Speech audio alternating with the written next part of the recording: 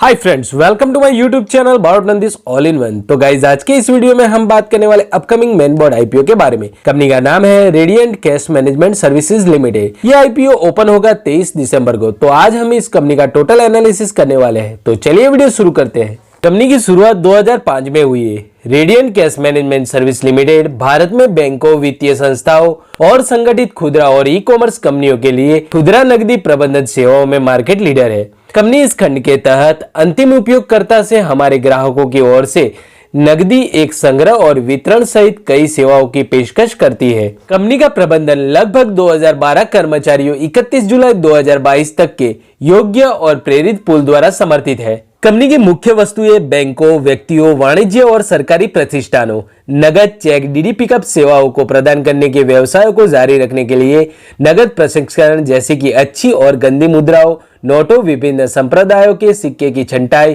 थोक के लिए ओवरनाइट वोल्टिंग सेवाएं, नगद और एटीएम कार्ड, कैसेट और महत्वपूर्ण दस्तावेज, एटीएम सेवाएं, pin Mailer, draft, chequebook delivery की हैंडलिंग, आरबीआई के दिशा निर्देशों के अनुसार स्थापित स्ट्रॉन्ग रूप प्रदान करना, नगद प्रबंधन क्षेत्र में इलेक्ट्रॉनिक, ऑनलाइन और मोबाइल वित्तीय और नगद लेन देन और उत्पाद प्रबंधन और बौद्धिक संपदा के विकास के प्रबंधन व्यवसाय को जारी रखना। बिजनेस प्रोसेस आउटसोर्सिंग के तहत नगद प्रबंधन के संबंध में किसी भी व्यवसाय को चलाने के लिए कंपनी 31 मार्च 2022 तक नेटवर्क स्थापनों या टच पॉइंट के मामले में आरसीएम सेगमेंट में सबसे बड़ी खिलाड़ियों में से एक है। रेडिएंट कैश मैनेजमेंट सर्विसेज 31 जुलाई 2022 तक 5388 से अधिक स्थानों पर सेवा देने वाले लगभग 55,513 टच पॉइंट के साथ सभी जिलों को कवर करते हुए भारत में 13,044 पिन कोड पर सेवाएं प्रदान करती है।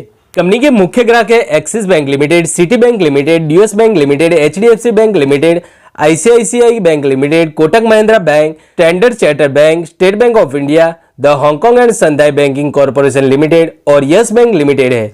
अब हम एक नजर डाल देते हैं कंपनी के फाइनेंशियल रिपोर्ट पर। तो टोटल एसेट, टोटल रेवेन्यू और प्रॉफिट आफ्टर टैक्स के आंकड़े करोड़ों में दिए गए हैं। साल 31 मार्च 2019 में कंपनी को 25.2 करोड़ का प्रॉफिट था। साल 31 मार्च 2020 में कंपनी को 36.5 करोड़ का प्रॉफिट था। 31 मार्च 2021 में कंपनी को 32.43 करोड़ का प्रॉफिट था। 31 मार्च 2022 में कंपनी को 38.21 करोड़ का प्रॉफिट था। 30 जून 2022 में कंपनी को 15.32 करोड़ का प्रॉफिट था।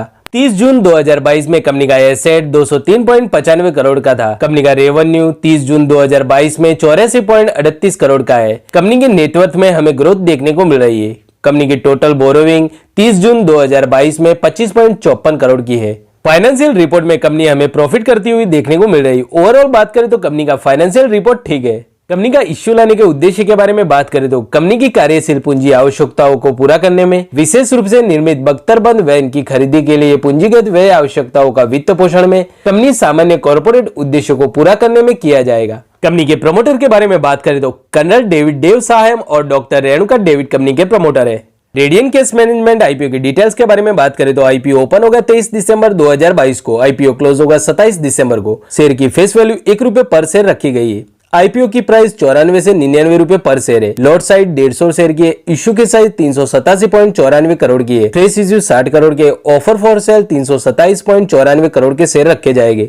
Issue type of book build issue IPO है। लिस्टिंग बीएससी एनएसई दोनों पे होने वाली है। यूआईबी कोटा 50% का है, एचएनआई कोटा 15% का है और रिटेल कोटा 35% का रिजर्व रखा गया है।